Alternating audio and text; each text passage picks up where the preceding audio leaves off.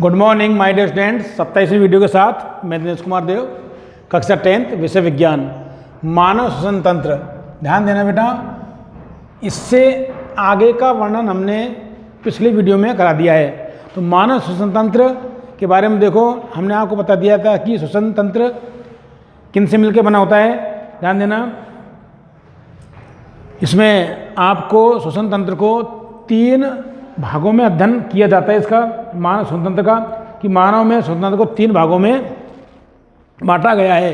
तो देखिएगा, सबसे पहले आपके सामने डायग्राम बना हुआ है। इसमें ऊपरी श्वसन तंत्र, निचला श्वसन तंत्र और लास्ट में आपको आ जाएगा श्वसन मांसपेशियाँ। तो इसमें देखिएगा, सबसे पहले ऊपरी श्वसन तंत्र, ऊपरी श्वसन तंत्र। दूसरा आ जाएगा आपको निचला श्वसन तंत्र, निचला श्वसन तंत्र। आए श्वसन मांसपेशियाँ, श्वसन मांसपेशियाँ देखिएगा। तो इसमें ध्यान देना बेटा कि श्वसन तंत्र किसे कहते हैं। इसमें परिभाषा देखो, नासिका श्वास नली, नासिका श्वास नली और फेफड़े तथा श्वसन गतियाँ करने वाली संरचनाओं से मिलकर बना ऐसा तंत्र जो O2 और CO2 का परिवहन करे, अर्थात वायु को फेफड़ों में लेने, रक्त द्वारा O2 कोशिकाओं तक पहुँचाने, पचित भोजन के अवशोषण या पचित भोजन के ऑक्सीजन से ऊर्जा प्राप्त करने और निर्मुक्त CO2 को फेफड़ों से बाहर निकालने का कार्य करता है। क्या कहलाता है? श्वसन तंत्र कहलाता है। तो मानव के श्वसन तंत्र को 3 भागों में बांटा गया है। पहला है ऊपरी श्वसन तंत्र, दूसरा है निचला श्वसन तंत्र और तीसरा है श्वसन मांसपेशियाँ, श्वसन मांसपेशियाँ। तो ध्यान देना है, इसमें ऊपरी श्वसन तंत्र में सबसे पहला नासिका, नासिका। दूसरा आता है मुख, तीसरा आता है ग्रसनी और चौथा आता है कंठ या स्वर यंत्र, स्वर यंत्र। तो ध्यान देना, निचले श्वसन तंत्र में आपको आ जाएगा, ध्यान देना, श्वास नली। इसमें आ जाएगी आपके श्वास नली, जो कि ध्यान देना, फिर इसमें आ जाएगा आपके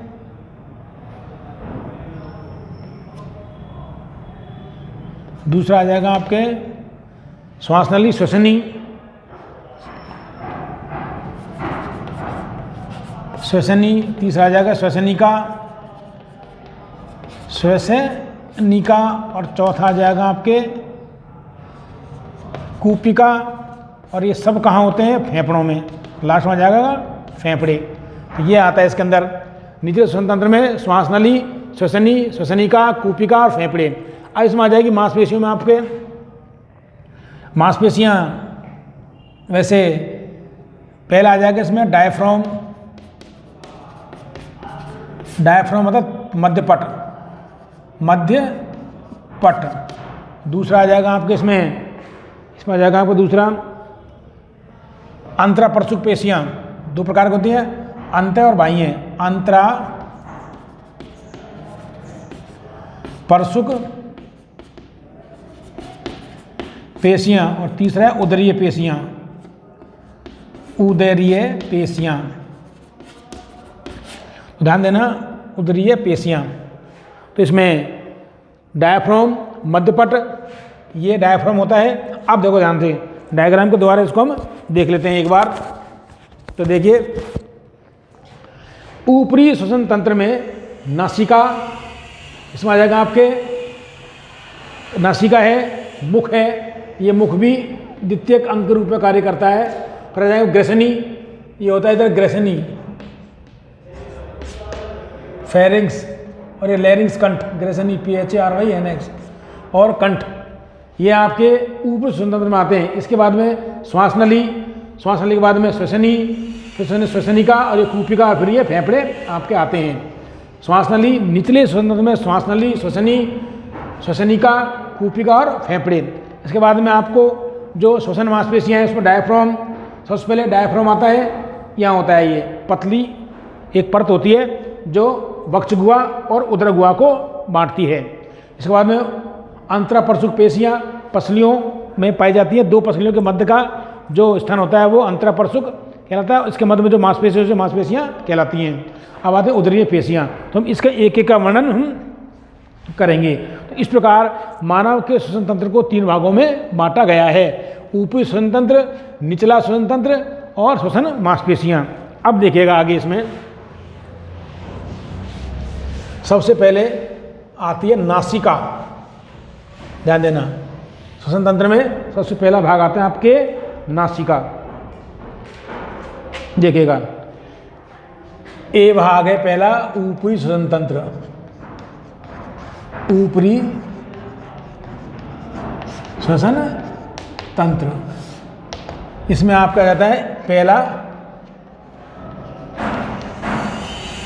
नासिका, इसे बोलते हैं नोज, NOS। इसमें ध्यान देना आपको पता है कि ऊपरी श्वसन तंत्र नासिका, मुख, ग्रसनी और कंठ इनसे मिलकर बना होता है। अब इसमें सबसे पहला भाग है नासिका। इसमें देखो यह एक जोड़ी नासा द्वार से शुरू होकर के एक बड़ी गुहा के रूप में होती है जिसे नासा गुहा कहते हैं। इसमें देखो यह एक जोड़ी किससे होते हैं, यह एक जोड़ी नासाद्वार, बाह्य नासाद्वार, एक जोड़ी बाह्य नासाद्वार से, कि यहाँ से देखो ये बाह्य नासाद्वार है, बाह्य नासाद्वार से शुरू होकर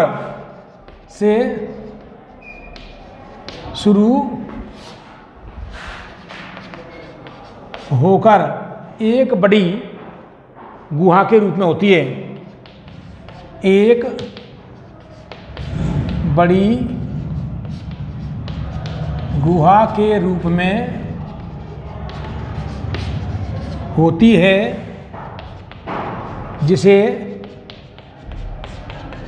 नासा गुहा या क्या कहते हैं, नासिका गुहा कहते हैं, जिसे नासा गुहा या नासिका गुहा कहते हैं। तो ध्यान देना बेटा कि ये बाह्य नासा छिद्र होते हैं, बड़ी नासा गुहा के रूप में होती है, क्या कहलाती है, नासा गुहा।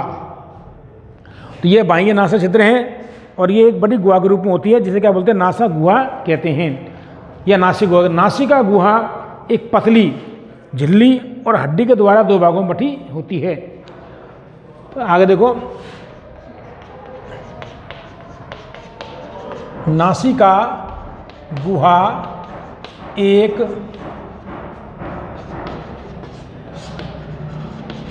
पतली झिल्ली एवं हड्डी के द्वारा 2 भागों में बटी होती है। अब देखिएगा ये पतली झिल्ली होती है, उपास्थि की बनती है, ध्यान देना। और ऊपर जो हड्डी होती है ये हड्डी नेजल, जिसे हम नेजल बोलते हैं। तो ये 2 भागों में 2 नासा छिद्र होते हैं। ये नासा गुहा 2 भागों में बटी होती है, किसके द्वारा, एक पतली उपास्थि के द्वारा झिल्ली नुमा होती है और एक हड्डी होती है उसके द्वारा बटी होती है। अब ध्यान देना नासा गुहा में क्या होता है, नासा गुहा का जो आंतरिक स्तर होता है, नासा गुहा में रोम समान बाल, श्लेष्मा और पतली झिल्ली में रक्त प्रवाह होता है जो वायु में उपस्थित धूल के कारण परागकण और फफूंद आदि को रोक करके वायु को शुद्ध करते हैं, वायु को शुद्ध करते हैं और फेफड़ों में जाने देते हैं। तो आगे देखिए नासिका गुहा में रोम समान, नासिका गुहा में, नासिका गुहा में रोम समान बाल,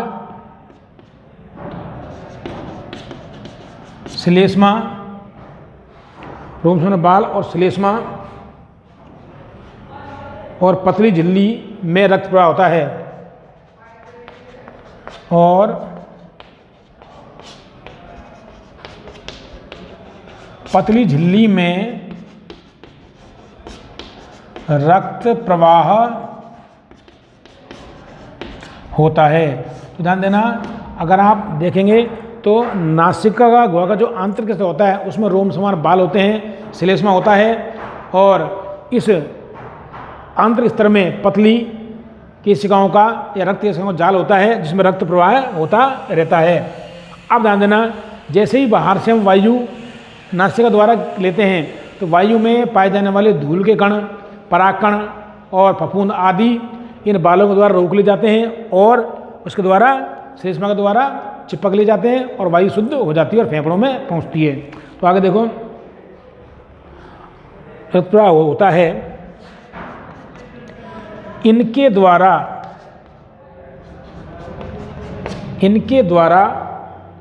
वायु में उपस्थित, इनके द्वारा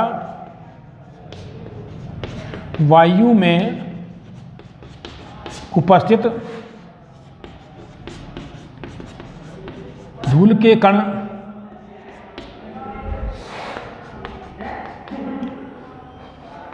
पराग कण एवं फफूंद आदि को रोक लिया जाता है, आदि को रोक लिया जाता है, आदि को रोक लिया जाता है और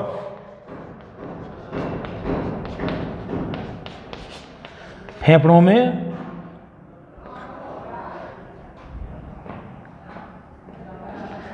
वायु पहुंचती है, मतलब शुद्ध वायु पहुंचती है। मतलब कहने का मतलब यह है धूल रहित वायु या पराग रहित वायु फेफड़ों में पहुंच जाती है। अब देखो, नासिका गुहा कहाँ खुलती है? नासिका गुहा अंतनासा छिद्रों द्वारा पश्च गुहा में खुलती है, जिसे नासिक रश्मि या नासिका गुहा पृष्ठभाग द्वारा, नासिका गुहा पृष्ठभाग द्वारा नासिक रश्मि में खुलती है। आगे देखिएगा, नासिका गुहा पृष्ठभाग या नासिका गुहा पृष्ठभाग द्वारा नासाग्रसनी में खुलती है। ध्यान देना, यहाँ आपको जो नाक के पास नासाग्रसनी, मुख के बाद में मुखग्रसनी और एक ग्रसनी तीन भागों में बटी होती है, नासाग्रसनी, मुखग्रसनी और कंठग्रसनी। तो नासिका जो होती है, नासिका नासिका गुहा द्वारा पृष्ठभाग नासाग्रसनी में खुलती है। तो आगे देखिएगा, एक बार इसको देखें कि ऊपरी श्वसन तंत्र में सबसे पहले नासिका आती है। यह एक जोड़ी बाह्य नास छिद्रों से शुरू होकर के एक बड़ी गुहा के रूप में होती है, जिसे नासिका गुहा या नासक गुहा कहते हैं। इस नासिका गुहा एक पतली झिल्ली और एक अस्थि के द्वारा दो भागों में बटी होती है, हड्डी के द्वारा दो भागों में बटी होती है। आप खुद महसूस कर सकते हैं। अब आता है, नासिका गुहा में रोम समान बाल, श्लेष्मा और पतली झिल्लियों का जाल पाया जाता है, रक्त वाहिनियों का, जिसमें क्या होता है, इनके द्वारा जो वायु आती है बाहर से, वो उसमें धूल के कण, परागकण आदि को रोक लिया जाता है और शुद्ध वायु मतलब धूल रहित वायु फेफड़ों में चली जाती है। अब ध्यान देना, अगला भाग है मुख। मुख जो होता है श्वसन तंत्र में द्वितीयक अंग के रूप में कार्य करता है। तो देखिएगा बेटा, ऊपरी जो श्वसन तंत्र है उसमें जो दूसरा भाग है वो आता है मुख। कौन सा भाग आता है? माउथ, जो कि एक द्वितीयक अंग के रूप में कार्य करता है। दूसरा भाग है इसका मुख, MOUTH। ध्यान देना, ये मुख है। मुख के द्वारा भी हम सांस लेते हैं। अंदर सांस लेने में मुख्य भूमिका नासिका की होती है, किंतु आवश्यकता होने पर मुख के द्वारा भी सांस लिया जा सकता है। लेकिन मुख द्वारा ली गई वायु नासिका से ली गई वायु की तुलना में शुद्ध नहीं होती है। तो आप देखिएगा, यह श्वसन तंत्र में क्या मुख, यह है श्वसन तंत्र में एक द्वितीयक अंग के रूप में कार्य करता है। एक द्वितीयक अंग के रूप में कार्य करता है। ध्यान देना, द्वितीयक रूप देखो, श्वास लेने में मुख्य भूमिका नासिका की होती है। श्वास लेने में, क्योंकि श्वास लेने में मुख्य भूमिका नासिका की होती है, किंतु कभी कभी, किंतु आवश्यकता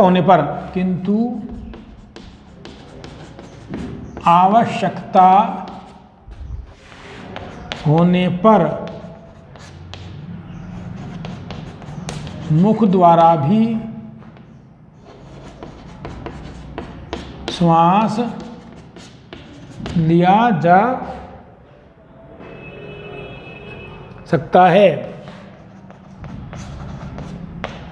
श्वास लिया जाता है।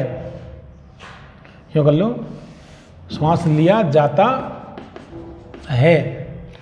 आगे देखो कि जैसे नासिका बंद हो जाती है तो मुख द्वारा में सांस ले लेते हैं। तो देखो, किंतु मुख द्वारा ली गई वायु, आगे देखो, किंतु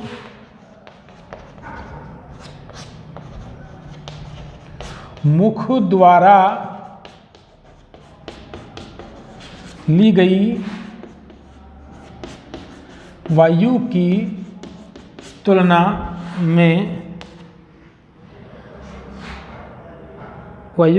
में मुख द्वारा ली गई वायु,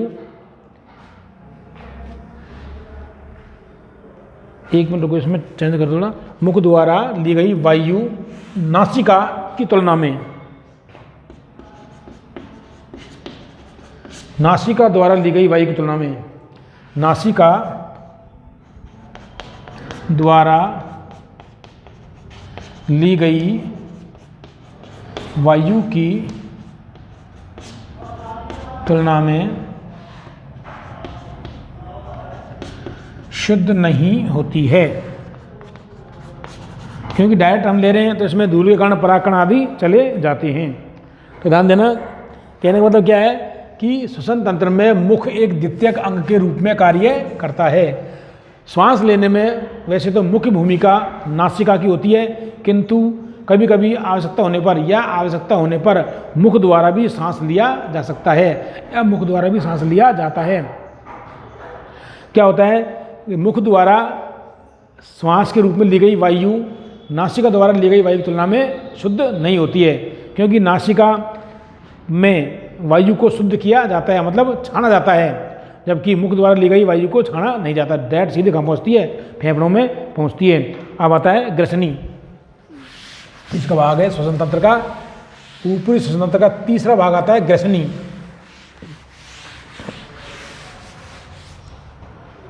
कौन सा भाग आता है, ग्रसनी।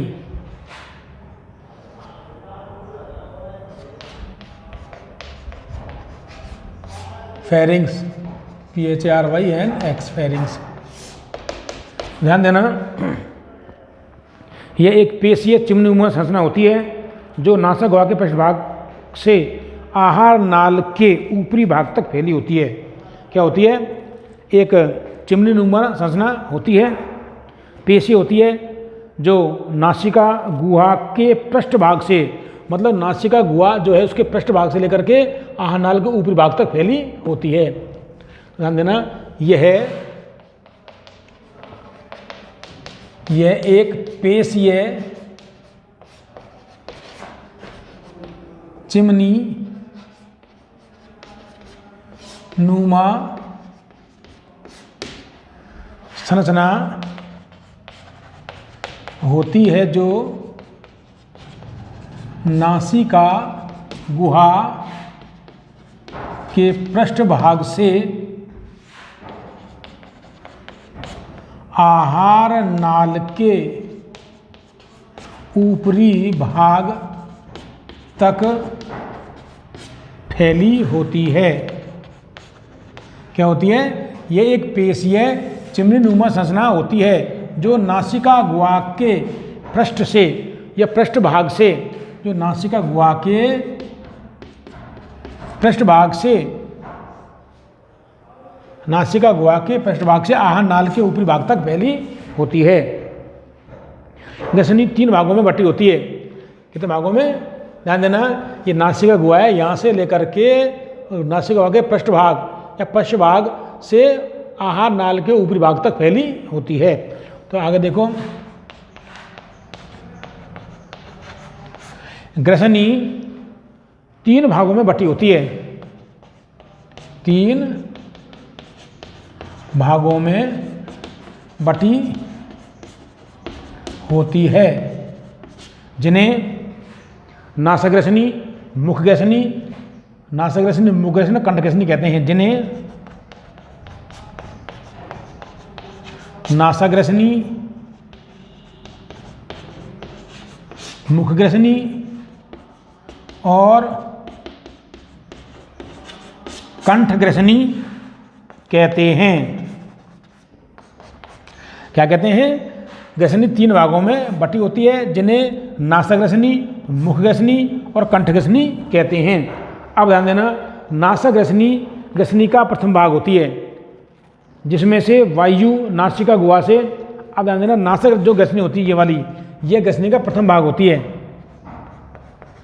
नासा ग्रसनी, नासा ग्रसनी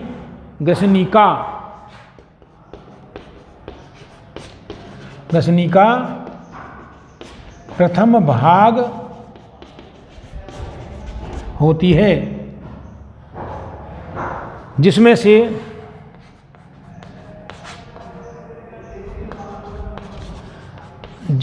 वायु, ध्यान देना, जिसमें से वायु कहाँ जाएगी? नासा गुहा से, जिसमें से वायु नासा गुहा से नासाग्रसनी, नासा गुहा से नासाग्रसनी, मुखग्रसनी,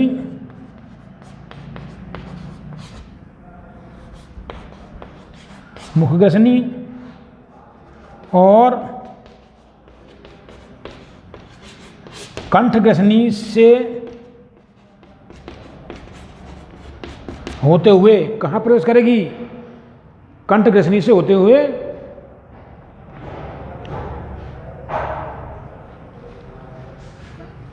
ध्यान देना, नासाग्रसनी ग्रसनी का प्रथम भाग होती है, जिसमें से वायु नासा गुहा से नासाग्रसनी, मुखग्रसनी, कंठग्रसनी से होते हुए, कंठग्रसनी से होते हुए एपिग्लोटिस की सहायता से होते हुए एपी गाड़ी ढक्कन, एपिग्लोटिस की सहायता से कंठ लैरिंग्स, LARYNX लैरिंग्स में प्रवेश करती है, लैरिंग्स में प्रवेश करती है। तो कहाँ जाएगी? ये कंठ शब्द होता है एपिग्लोटिस, तो इसकी सहायता से कहाँ पड़ेगी? कंठ में प्रवेश करेगी या स्वर यंत्र में प्रवेश करेगी। ध्यान देना, एपिग्लोटिस एक पल्लेनुमा ढक्कन होता है, जो लचीली उपास्थल संरचना होती है, जो श्वास नली एवं ग्रासनाल के मध्य स्विच का कार्य करता है। मतलब एपिग्लोटिस एक ऐसा ढक्कन होता है, लचीला होता है और पल्लेनुमा होता है, जो श्वासनाल और ग्रासनाल के मध्य एक स्विच का कार्य करता है।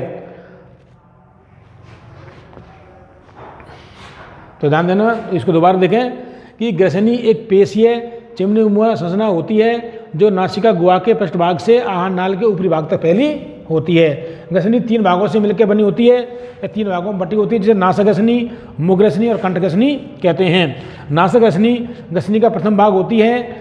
नासाग्रसनी से या नासिका से वायु नासाग्रसनी, मुखग्रसनी और कंठग्रसनी से होते हुए एपिग्लॉटिस की सहायता से कंठ में प्रवेश करती है। एपिग्लॉटिस, आप ध्यान देना आगे, एपिग्लॉटिस क्या होता है? एपिग्लॉटिस एक पल्लेनुमा लचीला उपास्थल पल्ला होता है या ढक्कन होता है जो श्वास नली और गासनाल के मध्य स्वच्छ का कार्य करता है। ध्यान देना, एपिग्लॉटिस, एपिग्लोटिस या घाटी ढक्कन, घाटी ढक्कन एक लचीला क्या होता है? एपिग्लोटिस एक पल्लेनुमा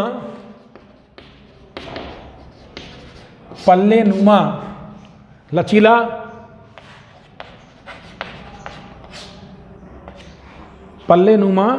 लचीला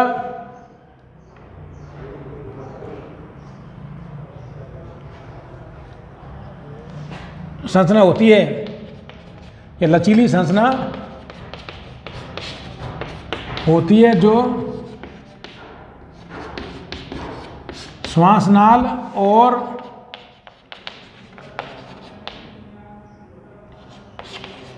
आहार नाल के मध्य स्विच का कार्य करता है। क्या कार्य करता है? स्विच का कार्य करता है। चूंकि ग्रसनी भोजन निगलने में भी सहायक होती है। ध्यान देना, चूंकि ग्रसनी भोजन निगलने में भी सहायक होती है। ग्रसनी क्या होती है? भोजन निगलने में भी सहायक होती है। अतः ग्रसनी अपनी रचना से यह सुनिश्चित करती है कि वायु श्वास नली में ही जाए और भोजन आहार नाल में ही जाए। अर्थात किसी भी हालत में श्वास नाल में भोजन नहीं जाना चाहिए और आहार नाल में क्या वायु नहीं जानी चाहिए। तो यह सुनिश्चित करता है। तो आगे देखो, इसमें आपके अतः ग्रसनी अपनी संरचना से यह सुनिश्चित करती है, अतः ग्रसनी अपनी संरचना से यह सुनिश्चित करती है कि किसी भी स्थिति में वायु ग्रासनाल में और भोजन